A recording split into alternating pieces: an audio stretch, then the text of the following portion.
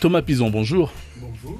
Alors, petit rappel, vous êtes en poste à Papeete depuis maintenant ou presque 3 ans. Lorsque vous avez pris les rênes du parquet général, près la cour d'appel donc de Papeete, vous aviez déclaré à l'époque qu'il vous faut vous imprégner de ce territoire pour le comprendre. Alors, 3 ans après, qu'est-ce que vous avez compris de ce territoire ? Déjà, vous avez une bonne mémoire par rapport à ce que j'ai pu vous dire.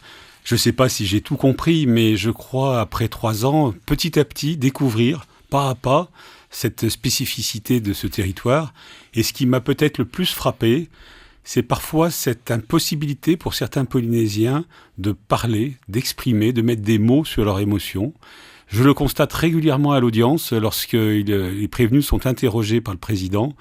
Il y a vraiment beaucoup de difficultés pour qu'ils disent les choses. Et peut-être cette incapacité à s'exprimer explique aussi peut-être une certaine violence lorsque les gens sont trop contenus. Alors hier, le haut-commissaire de la République a révélé les chiffres de la délinquance en 2019 sur le territoire. Alors vous dites ils sont contenus. C'est vrai que ça va mieux sur les routes, le nombre de décès a diminué, et il y a eu moins de vols. Cela dit, il y a eu plus d'agressions. Et puis, ce qui vient noircir ce bilan, ce tableau, c'est bien sûr le trafic de stupéfiants et en particulier l'ICE. Le territoire est dépassé aujourd'hui par cette drogue. Alors je crois qu'il faut être objectif, il faut reprendre les chiffres d'une manière très claire. Et effectivement, et je rejoins les propos du haut-commissaire, la délinquance en Polynésie française est à la fois contenue et maîtrisée. Contenue parce qu'il n'y a pas d'explosion de la délinquance, et vous l'avez rappelé, certains items sont en baisse, notamment tout ce qui est les infractions d'appropriation. Maîtrisé parce que, et je rends hommage aux services de sécurité, parce qu'il y a un vrai engagement, un vrai travail de la police et des gendarmeries. Alors je sais que, en tant que procureur général, quand je dis ça, on va dire, bon, le procureur général, il fait des éléments de langage, voilà. Non, ce que je vous dis, c'est la réalité. Alors après, on peut avoir un sentiment d'insécurité, mais objectivement, quand on regarde les chiffres, la délinquance est contenue en Polynésie. Ceci étant dit, il ne faut pas se cacher derrière son petit doigt. Il y a aussi des soucis, et vous l'avez rappelé. C'est effectivement les stupéfiants et aussi les violences faites aux femmes. Alors les stupéfiants, oui, depuis 2 ans, le phénomène ne fait que croître. Et on voit bien qu'il y a de plus en plus de produits qui rentrent sur le territoire. Mais ça veut dire aussi que les services de police et de gendarmerie font le travail. C'est-à-dire qu'eux aussi trouvent de plus en plus de produits. Mais le phénomène s'accroît. Et je crois que nous avons tous, État, pays, mais citoyens, nous devons réagir face à cette situation. Et sachez-le, qu'en ce qui concerne la justice, les instructions que je donne au procureur de la République sont claires. Fermeté et tolérance zéro en la matière. Alors, est-ce que vous trouvez que les peines prononcées sont parfois, je dis bien parfois, mal adaptées aux délits commis sur le territoire en matière de stupéfiants et principalement par rapport au trafic d'ICE ? Alors, là aussi, je vais peut-être dire quelque chose qui va surprendre la communauté polynésienne.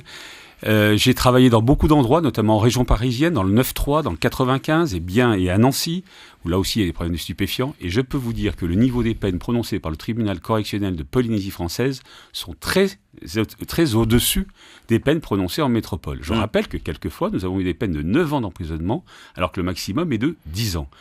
Difficile de dire quand même que les peines que la justice est laxiste en la matière. Alors nous allons le voir, les perceptions divergent. Donc je vous propose d'entendre à ce propos ce qu'en pense Mario Banner, le patron de la DSP, la direction de la police sur le territoire. Il était notre invité voici quelques semaines. Vous nous direz ensuite ce que vous en pensez. Lors de la réunion du CLSPD, le représentant du parquet qui était présent a déclaré que nous donnons de fortes peines. Je me suis permis de dire que ça, c'est la version des magistrats, mais c'est pas du tout ce que pense la population. Il ne se passe pas un jour sans que la population nous dise « Mais c'est quoi ces condamnations à 2 ans, à 3 ans, à 5 ans ?» Ensuite, avec tous les aménagements de peine qu'on peut y avoir, ils s'étonnent de voir que quelques mois après, ou à peine 2 ou 3 ans après, les personnes sont dehors. Je peux comprendre cette frustration de la population. Mario Banner, le patron de la police. Vous comprenez vous aussi la frustration de la population ? Ce que je comprends, c'est l'enthousiasme de Mario Banner, qui est le patron de la police, qui est un chef, un vrai chef, et qui travaille remarquablement bien et qui est particulièrement engagé en la matière. En ce qui concerne la perception des peines, je me permets de dire que c'est une perception, à mon avis, qui est un peu fausse. Je rappelle quand même que sur à peu près 1000 détenus que connaissent les maisons d'arrêt, les établissements pénitentiaires de Polynésie, vous avez 200 détenus qui ont un lien direct avec une affaire d'ICE. Donc on ne peut pas dire qu'il y a un laxisme des peines et de l'emprisonnement. Et puis ce discours de dire oui, ils sont emprisonnés, ils sortent très vite, là je crois que ça manque un peu de réalisme et de technicité. La réalité est très différente. Alors, il n'y a pas de fatalité dans la lutte contre la drogue, il n'y a pas non plus de recette magique. On va retrouver Mario Banner, le patron de la DSP, qui a expérimenté une formule, il appelle cela la délation positive. Écoutez-le. Délation. C'est un terme qui n'est pas très apprécié pour des raisons historiques. En ce qui me concerne, je pense que c'est une délation positive. C'est-à-dire que c'est une prise de responsabilité, notamment des parents. Ce sont les premiers qui visuellement peuvent nous dire ce qui se passe au sein de leur foyer. Je vous cache pas que depuis que j'ai lancé cet appel, mon secrétariat a reçu une dizaine d'appels téléphoniques de personnes qui effectivement disent « j'ai des choses à dire pour dénoncer de l'ICE, mais je ne veux pas venir au commissariat, j'ai peur ». Qu'à cela ne tienne, nous allons nous déplacer vers eux, mes agents iront pour discuter et prendre ce qu'il y a de bon à prendre dans le cadre de la remontée du démantèlement des réseaux de revente d'ICE. Mario Banner a raison d'explorer ce terrain-là, ou bien vous trouvez que c'est exagéré de demander à la population de dénoncer son voisin ? Alors, le vocable utilisé, délation, dénonciation, c'est peut-être pas le mot que j'aurais choisi. Mais où je rejoins Mario Banner, c'est, et je le dis depuis 3 ans, cette lutte contre les stupéfiants. Il ne faut pas attendre que de l'État ou du pays de travailler. C'est une lutte ensemble, tous ensemble, citoyens.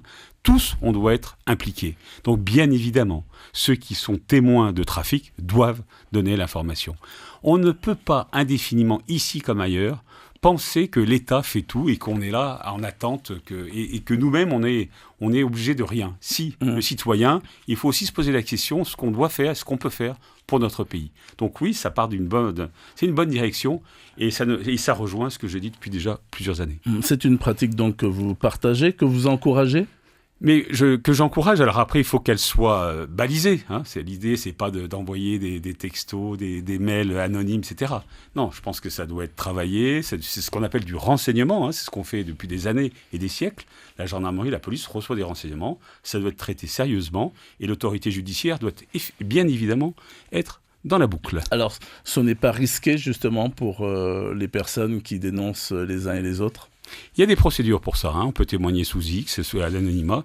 Il y a tout un système juridique et réglementaire qui le prévoit, d'où l'intérêt de bien mettre l'autorité judiciaire dans le système. D'autant plus que, alors on l'a vu donc à travers diverses informations liées donc à l'ICE, certains trafiquants sont de plus en plus armés. Alors, la présence d'armes dans ce genre de trafic, effectivement, ça commence. Alors, on n'est pas du tout au niveau métropolitain ou même en Guyane, hein, mais on commence à avoir des armes blanches, on commence à avoir des armes à feu, mais c'est encore vraiment très rare. Mais il faut être vigilant là-dessus. Et si vous me permettez, en ce qui concerne la répression, il ne faut pas qu'il y ait de malentendus non plus. Hein. En ce qui concerne les consommateurs, il y a des traitements plutôt sociaux, médicaux. Nous, ce qui nous intéresse au niveau justice, ce sont les trafiquants. Ce sont ceux qui pensent faire de l'argent facilement en faisant simplement un voyage de Los Angeles à Papeete. Ces gens-là ne le font, et excusez-moi de la trivialité de mon propos, que pour le fric. Et ils en ont rien à faire du poison qui, excusez-moi encore, qui balance dans toute la population polynésienne. Et ces gens-là, il n'y a pas de merci, il n'y a pas d'état d'âme sur la répression pour ces gens-là. Alors sur la base de réquisitions que vous prononcez, des opérations de police sont menées à la sortie des établissements scolaires. Ça donne quoi ? Ça porte ses fruits ? Oui, ça porte ses fruits et je pense que là aussi la présence policière ou gendarmerie est importante parce qu'il faut montrer à la population et aux plus jeunes que l'idée c'est qu'on ne fait pas ce qu'on veut et qu'il y a des règles et qu'il y a du contrôle. Comme disait un haut officier de la gendarmerie, la confiance n'exclut pas le contrôle.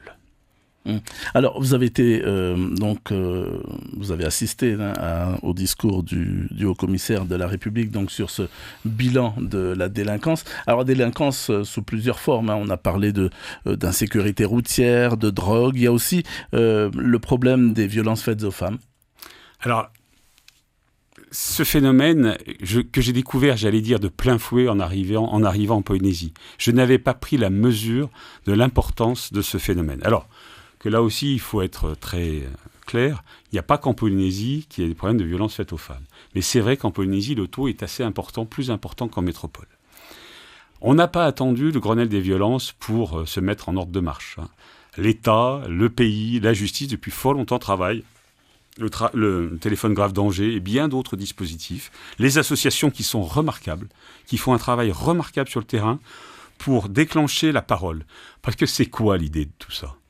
L'idée, c'est de faire chuter le nombre de violences faites aux femmes. C'est ça l'idée. C'est non seulement l'idée, mais c'est le but. Il faut que toutes nos actions, associatives, justice, État, pays, convergent vers cette idée que dans quelques années, on puisse dire qu'en Polynésie, il y a moins de violences familiales qu'en métropole. Et pour ça, il y a plein de leviers. Et c'est pour ça que je porte, mais pas tout seul, bien évidemment, avec le pays, ce projet d'unité médico-judiciaire qui serait adossé à l'hôpital du Taoné et qui permettrait, dans un lieu unique, se réunirait à la fois le médical, la justice, les enquêteurs, permettant ainsi, dans un traitement unique, d'entendre les victimes, faire les examens qu'il faut pour avoir une procédure la plus claire possible. Mais malheureusement, ce système-là, c'est simplement régler les effets. Où il faut travailler bien en amont, c'est comment fait-on pour que les femmes disent ce qui se passe. C'est ce que j'appelle la libération de la parole. Et à ce propos, alors, bon nombre d'associations donc luttent contre ce phénomène de violence. Elles sont suffisamment aidées, les associations ici ? Alors, on n'est jamais suffisamment aidé. Mais ce que je peux vous dire, la chancellerie et la justice contribuent très fortement, financièrement notamment, à des associations, notamment à l'APAGE, qui est une association qui est très, très impliquée dans cette fonction. Et si vous me permettez... Oui, très vite, il nous reste une poignée de... L'idée, simplement, c'est que, encore une fois, il faut pouvoir que les femmes puissent s'exprimer le plus facilement possible. Et je pense qu'il faut réfléchir au-delà de nos systèmes et peut-être de penser qu'il n'y a pas que la réponse judiciaire, il faut aussi protéger les femmes. Et à ce titre, il faut s'intéresser à ce que font bien d'autres pays qui sont très en avance sur nous, et je pense particulièrement au Canada et au Québec qui sont très en avance. Merci beaucoup Thomas Pison d'avoir accepté notre invitation. Je rappelle que vous êtes le procureur près de la République, près la Cour d'appel. On aura donc compris qu'il n'y aura pas de complaisance vis-à-vis donc des trafiquants d'ICE, et puis qu'en matière de lutte contre les violences faites aux femmes, vous soutenez ce projet médico-judiciaire, de structure donc médico-judiciaire. Merci. Merci beaucoup.